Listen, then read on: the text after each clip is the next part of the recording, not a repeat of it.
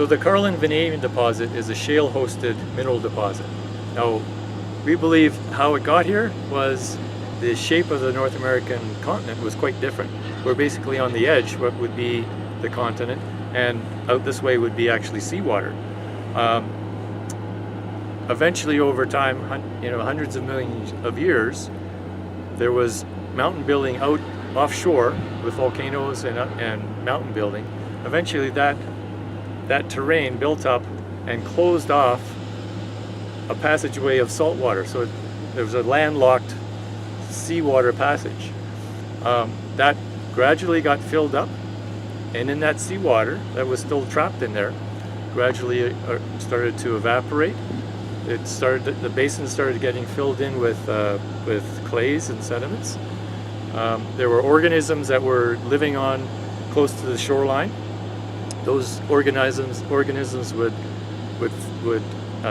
flourish and die, and that carbon that they created ended up being like a sponge for all the metals that are dissolved in the seawater.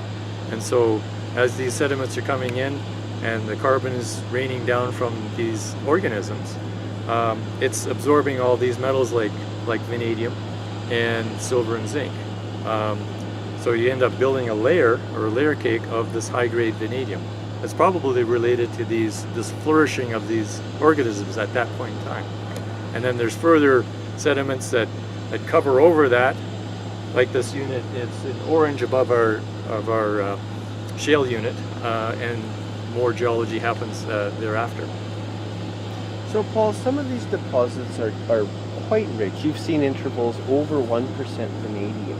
What's your theory on why we're seeing such high-grade vanadium in this black shale versus others around North America? That's a really interesting question, and my thoughts are that the sea passage created, as it filled in, there were sub-basins that got filled in and restricted, and perhaps this area here had its own sub-basin that had high concentrations of vanadium in the water.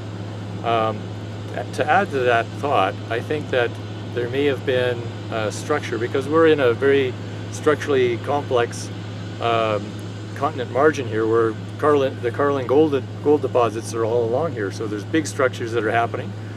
Maybe this structure tapped into this basin, and metals were basically coming up and bubbling into that new restricted basin. And so you have other metals that are associated with this deposit of silver and zinc and other metals that were potentially being supercharged by a structure that's come in and added to the overall amount of metals in that seawater basin.